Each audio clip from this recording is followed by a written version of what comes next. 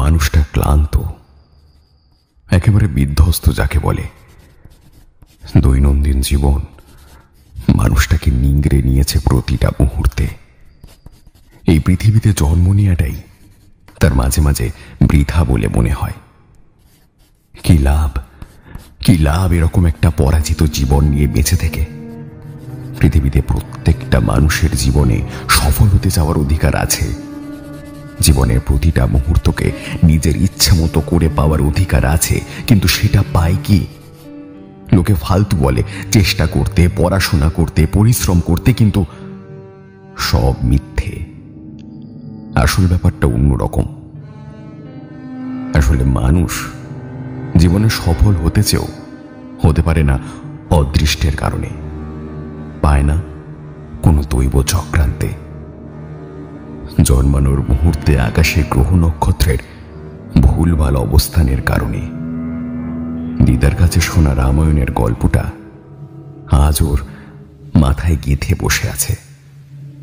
লঙ্কেশ্বর রাবণ তো চেয়েছিলেন ইন্দ্রজিতের জীবনটা সাফল্য দিয়ে ভরিয়ে দিতে। ইন্দ্রজিতের জন্ম মুহূর্তে সবকটা গ্রহকে তাদের নিজ নিজ উচ্চস্থানে বসে থাকতে বাধ্য করেছিলেন নিজ বাহুবলে। কিন্তু পেরেছিলেন কি তার নিজের ছেলের পতন আটকাতে? সেই শনিদেব একটা পা বাড়িয়ে স্পর্শ করে দিয়েছিলেন তার অষ্টম ভাবকে। সব শেষ। দেবরাজ ইন্দ্রকে জয় করার পরও মহাবীর ইন্দ্রজিৎকে অকালে প্রাণ দিতে হয়েছিল লক্ষণের বাণে। ওনার নিকুম্ভিলা তন্ত্রযজ্ঞটাও পর্যন্ত শেষ করতে দেয়নি ওই শয়তানের দল। এখনো মেঘনাথ ইন্দ্রজিতের কথা মনে করে কেঁদে ওঠে একটা নিপাট সাদাসিধে গোবেচারা ছেলে। জন্ম থেকে যে ওই ছেলেটাও সংসারের হাতে মার খেতে খেতে ক্লান্ত। ভদ্রেশ্বরের ওই ছেলেটার জন্মছকে ওই শনিদেবী পীড়িত, যার জন্য ওর জীবনে কিচ্ছু হয়নি। তবে ছেলেটা এবার ঠিক করে নিয়েছে ইন্দ্রজিতের মতন ভুল সে করবে না। সে সকলের অলক্ষ্যে সম্পূর্ণ করবে তার নিকুম্ভিলা যজ্ঞ। তার জন্য তাকে যে মূল্য দিতে হয় সে দেবে। সে প্রস্তুত।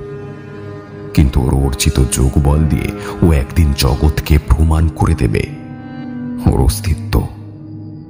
ওর উপর হওয়া সবকটা অন্যায় প্রতিশোধ ও নিবে জগতের থেকে।